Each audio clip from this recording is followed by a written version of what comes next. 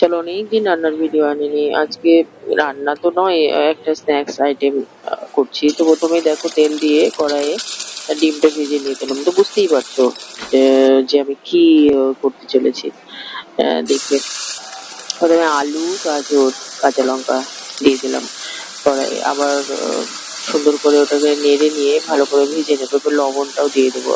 দেওয়ার পর একটু ভাজা ভাজা হয়ে যাবে, তখন আমি দেবো হচ্ছে ক্যাপসিকাম আর পেঁয়াজটা। ক্যাপসিকাম পেঁয়াজটা একটু পরে দিলে বেশ স্মেলটা বেশ সুন্দর আসে, যেটা ভালো লাগে বেশ ক্যাপসিকামের। খুব বেশি ভেজে ফেললে ক্যাপসিকামের স্মেল ভালো লাগে না। তো তারপরে দেওয়ার পর একটু সুন্দর করে নেড়ে নিলাম, খুব বেশি নাড়বে না।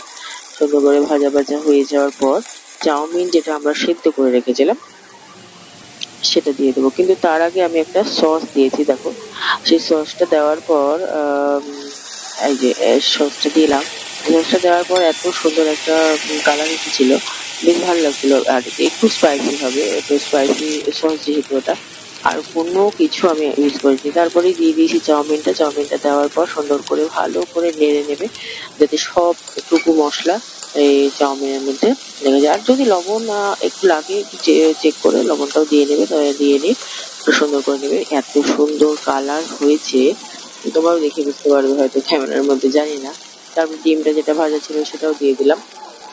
এবং একটু স্পাইসি টাইপের হয়েছিল, মানে ঝাল ঝাল হয়েছিল, যেটা আমার মেয়ের একটু ঝাল লেগেছিল। আমি বলেছিলাম এক একদিন একটু ঝাল খেলে কিছু হবে না। তো যদি তোমরা বানাতে চাও, ওইভাবে বানিয়ে নিও। তো কেমন লাগলো জানিও অবশ্যই। লাইক